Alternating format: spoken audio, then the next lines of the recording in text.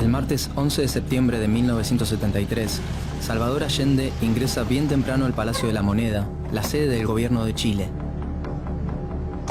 Antes de escuchar la primera proclama de los militares, el presidente ya sabe que las Fuerzas Armadas intentan destituirlo. El señor presidente de la República debe proceder a la inmediata entrega de su alto cargo a las Fuerzas Armadas y Carabineros de Chile. Exigen su renuncia, pero Allende se niega. El país está bajo fuego. Comienza la dictadura de Augusto Pinochet.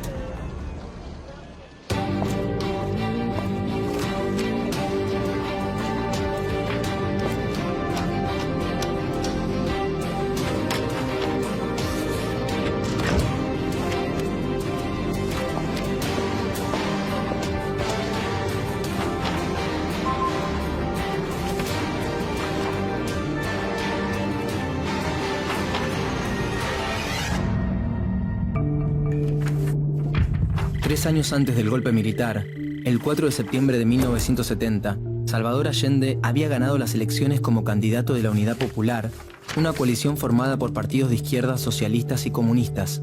Salvador Allende, alias Don Chicho, nació en Santiago el 26 de junio de 1908. Quería impulsar una revolución socialista a través de la vía democrática. Yo solo tomé en mis manos la antorcha que encendieran los que antes que nosotros lucharon junto al pueblo y por el pueblo. Desde el gobierno, promulgó la Ley de Nacionalización del Cobre, el principal producto de exportación de Chile. Inició un proceso de reforma agraria para repartir los latifundios entre los campesinos sin tierra. Tomó el control estatal de numerosas industrias, muchas de ellas extranjeras, y nacionalizó el sistema financiero.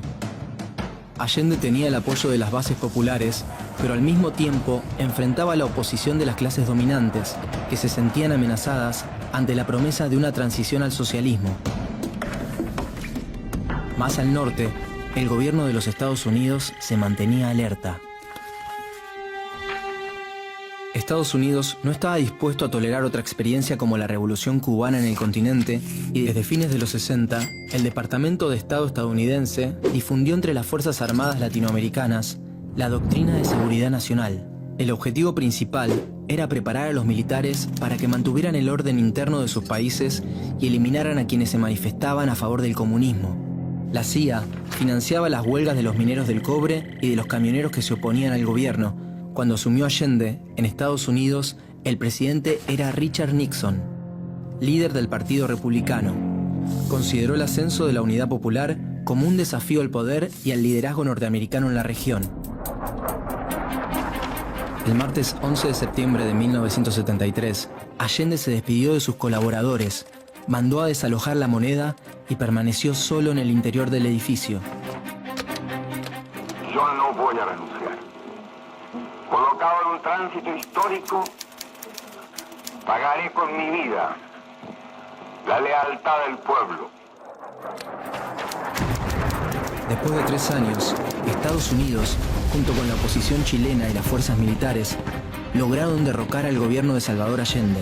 «Llamen a Augusto, que es de los nuestros», dijo el presidente ese mismo día. Augusto Pinochet Ugarte, alias Pinocho, nació en Valparaíso el 25 de noviembre de 1915. Antes del golpe, era el comandante en jefe del ejército del gobierno constitucional de Allende y uno de sus hombres de confianza. Pero quien coordinaba el movimiento de las tropas golpistas era el mismo Pinochet. El presidente se suicidó. Lo encontraron con su casco puesto y la ametralladora en mano. El decreto Ley número 1 de la dictadura anunciaba que la interrupción del gobierno de la Unidad Popular tenía como propósito restaurar la chilenidad, la justicia y la institucionalidad quebrada. Las Fuerzas Armadas golpistas decían que el objetivo era salvar la democracia del totalitarismo marxista. Como primera medida, nombraron una junta de gobierno integrada por los comandantes en jefe del ejército, de la marina y de la aviación y por el director general de Carabineros. Las Fuerzas Armadas chilenas clausuraron el Parlamento por decreto, declararon el estado de sitio y el toque de queda, prohibieron las manifestaciones sociales, las actividades sindicales e intervinieron en la universidad al mismo tiempo que obligaron a exiliarse a miles de chilenos. Toda la información estaba controlada. En esos tiempos se prohibió la tira cómica argentina Mafalda por considerarse tendenciosa y destructiva. El régimen intentaba imponer en la población civil características de la cultura militar, la educación autoritaria, el acatamiento de las órdenes y la sumisión. El instrumento central para mantener el control social y político fue la Dirección Nacional de Inteligencia, la DINA. Se creó en noviembre de 1976. Era una policía secreta con facultades casi ilimitadas. Su acción se orientó a detectar, detener sin juicio y en algunos casos eliminar a quienes consideraba los enemigos del gobierno, tanto dentro como fuera de Chile. La DINA quebró todas las resistencias civiles. Al sur de Chile, los dueños de los latifundios, ayudados por la policía, persiguieron y asesinaron a los campesinos y dirigentes sindicales que habían apoyado la reforma agraria.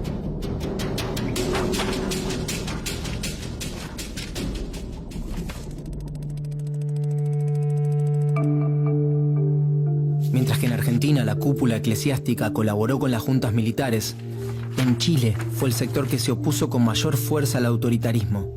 En octubre de 1973, creó el Comité Pro Paz, que defendía a quienes sufrían persecuciones políticas y despidos.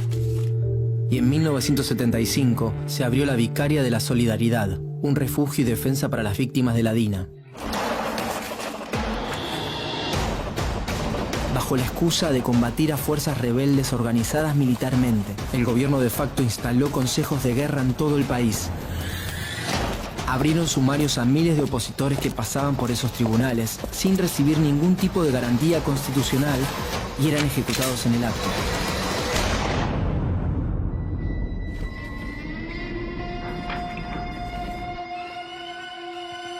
Este proyecto se incluía en un plan mayor que abarcaba a todo el Cono Sur. El Plan Cóndor, digitado desde los Estados Unidos, se puso en marcha en 1975 en Santiago. Se trataba de una red de coordinación represiva entre las dictaduras de Chile, Paraguay, Argentina, Brasil y Uruguay, para perseguir y asesinar a los supuestos enemigos internos de la región.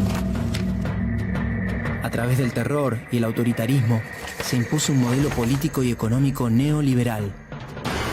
El régimen creó un nuevo código laboral, privatizó los aportes previsionales, la salud, la educación y recortó la intervención del Estado en el área de seguridad social. La tasa de desempleo alcanzó el 20%, se redujo el salario de los trabajadores y las privatizaciones de las áreas sociales agrandaron la brecha entre ricos y pobres. La liberalización de la economía provocó también la quiebra de pequeñas y medianas empresas que elaboraban productos para el mercado interno. Solo había un camino para llevar adelante este modelo: el autoritarismo. A la presión en contra de la dictadura que ejercían los sacerdotes, se sumaron las denuncias internacionales, especialmente cuando el 21 de septiembre de 1976 estalló una bomba en el automóvil de Orlando Letelier, ex canciller de Allende, en Washington. El gobierno de Estados Unidos no toleró un acto de esa naturaleza dentro de sus fronteras y comenzó a investigar el caso. Pinochet debió cerrar la DINA y permitir la extradición del agente secreto de nacionalidad estadounidense, a quienes todos señalaban como responsable. El 4 de enero de 1978, Pinochet buscó legitimar su permanencia en el poder por medio del llamado a una consulta nacional. Quería demostrar el apoyo popular que tenía su gobierno. Según los resultados, el 75% de los chilenos votaron a favor del régimen, pero el escrutinio se realizó sin registros electorales. Las presiones nacionales e internacionales obligaron al gobierno a una primera y limitada apertura política. El 11 de marzo de 1978 se levantó el estado de sitio, aunque continuaba el estado de excepción, que era solo levemente menos restrictivo. 1978 fue además un año de tensión internacional para el régimen. Solo la mediación del Vaticano evitó una guerra entre las dictaduras de Argentina y Chile, que estaban dispuestas a dirimir con las armas un conflicto de límites territoriales en el canal de Beagle.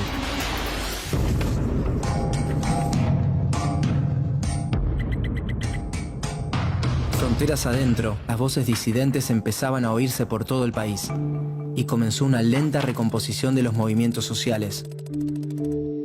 Pinochet diseñó un proyecto de democracia protegida o tutelada por las Fuerzas Armadas para un eventual retorno constitucional. El 10 de agosto de 1980, el presidente anunció la convocatoria a un plebiscito para someter la nueva constitución a la aprobación ciudadana. La oposición política se preparó para el debate, pero el 11 de septiembre, el resultado fue favorable al gobierno por un 67% de los votos.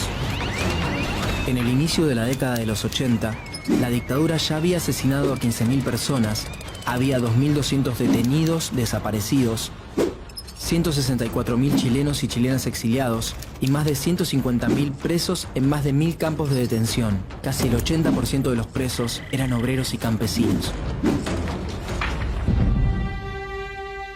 Aprobada la Carta Magna de 1980, Pinochet gobernó sin parlamento y con poderes dictatoriales hasta 1989.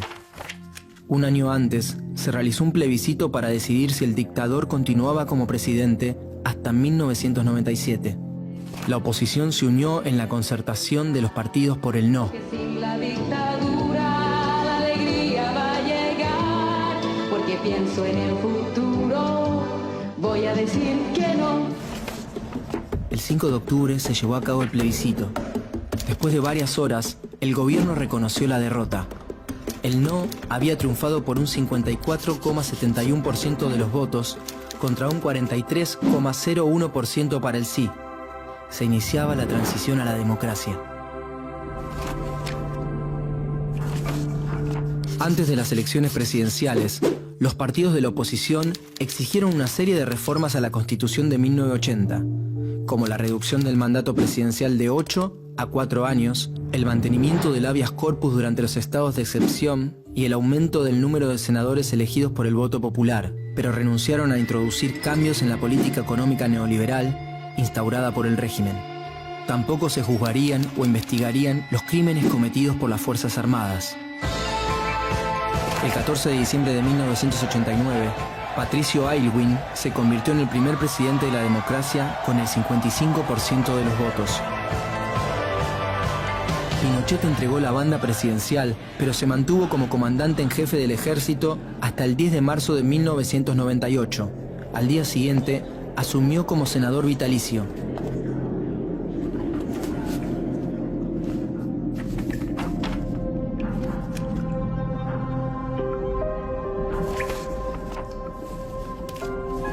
El terrorismo de Estado, encabezado por Augusto Pinochet, impuso una política represiva que profundizó la concentración de la riqueza y aumentó las desigualdades sociales y económicas. En el momento de su muerte, Augusto Pinochet contaba con una orden de detención internacional en curso y con más de 400 querellas en su contra en tribunales de otros países por crímenes de lesa humanidad. Las víctimas de la dictadura chilena se contabilizan en más de 40.000.